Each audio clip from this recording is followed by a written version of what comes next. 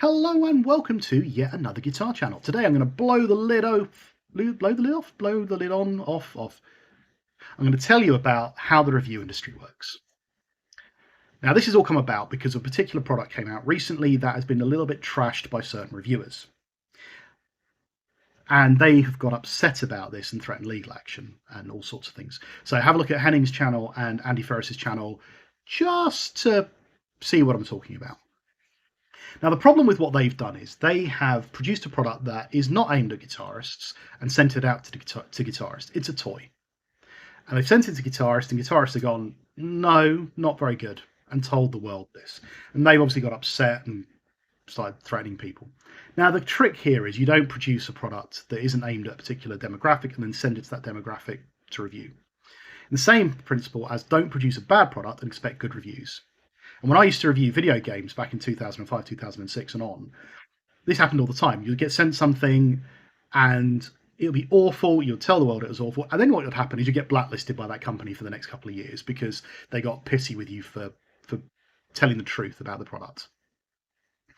So that's where it comes. What sort of comes next is an interesting thing about how do we get products to review. There are 5 different ways you get products to review. First one is you just own the product and you review it. Simple as that. You've got it, or a friend of you's lent a product to you or whatever, and you just review it to create content. And that's how we all start. The next one is a little less ethical, and is one I particularly dislike the practice of. And that's where a company will say to you, we will send you a product, but you give it a good review. Yeah? Give us 5 stars. That's problematic. Third one is where they will lend you the product and you have to return a review in return. So happens with big ticket items, they send you a guitar, have it for 3 months, send it back. Fourth is you get the product to keep, simple as that. And fifth, you get paid. Anything after you own the product, you should be seeing on YouTube paid promotion because there has been an incentive to create the content. And I'm being really specific about the language there. Other than number 2, where you're being told good review or no product, the other 3, you are being incentivized to create content. I'm going to ignore number 2 because you shouldn't be doing number 2. You shouldn't be giving good reviews in return for stuff. And I'd like to think majority of reviewers out there have the integrity to do that. And I think they do, if I'm being perfectly honest.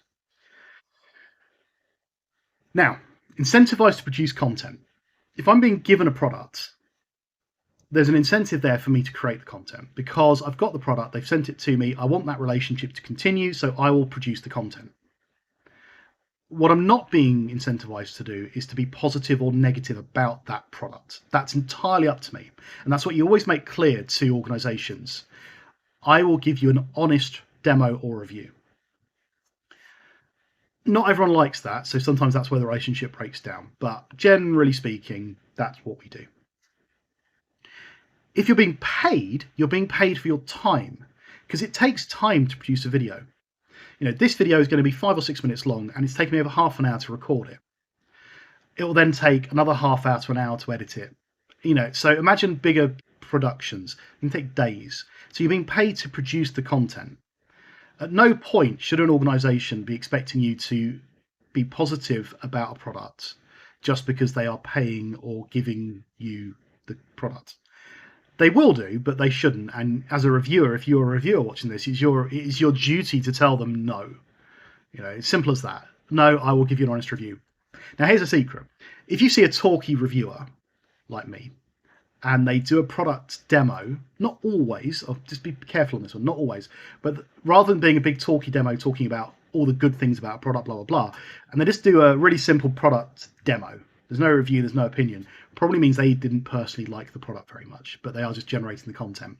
Not always, sometimes it's just a time restraint or just that kind of demo feels better. But if you don't see an opinion at the end, very often they haven't liked the product. If they're saying it, if they usually do reviews. Now, a lot of people get around this just by not doing reviews anymore. They just do demos of products. So they just show you what the product does and then don't worry about an opinion at the end. They let you make your own opinion.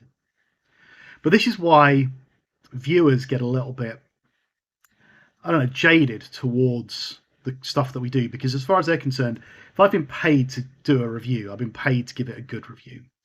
And what I want to try and say here is that isn't true for 99.999% of people. When we are given products to review, we review it as honestly as we can. Now, sometimes there's stuff that we don't notice. We don't have the product for months usually. We have it for a week or two and then we demo it. So there will be times where you'll play, I've had it a few times where you'll play something, you'll do something, you'll do the review, you'll send the product back, and then 6 months later or a few months later, someone will go on there and saying, hey, you didn't talk about this and it's trash. And you're like, oh, right, okay. Just because you didn't notice it, you didn't see it, you didn't pick up on it, or you didn't have it long enough to see that, the next firmware update broke it or something like that.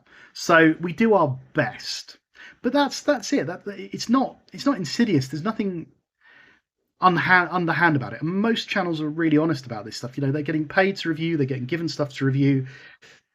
We can't go out and buy all this stuff. You can't look at some of these bigger channels. They are making money, but they can't afford to go out and buy every new amp that comes out. One last thing is a little bonus thing. Why do reviews all come out on the same day? Because a lot of people complain about this. I remember the first time I really noticed this in the guitar industry was one of the Rev products, that every review came out exactly the same time on the same day. And the reason is embargoes. It is a legal document that you have to sign when you get given some of these products that says you will not release this review before this date and time. If you do, we can take legal action against you. So what happens is all the channels release the product review at exactly the same time on the same day because they're trying to get a little slice of the YouTube pie. Now, from a reviewer's perspective, that's awful because you get the same thing hit you all at once. But it's just the way it is, because as reviewers, you have to get this content out. You need to get the algorithms running. You want to try and get in there before everyone else does. So you'll try and release as early as possible without breaking the embargo. But that's why it happens. Is nothing more silly than there is an embargo. And it happens in every review industry, every product industry. Things come out on a certain date. You can't you can't leak information, essentially. So yeah, there you go. What do you think? How do you feel about the review industry at the moment? Are you feeling that there are some things that feel a little bit underhanded? Are you feeling that everyone's honest? Integrity is there? Let me know in the comments. Like, subscribe, everything else that I ask you to do. I love you all. Peace. No, man, I can't do that. I have done it. It's there now. Hey.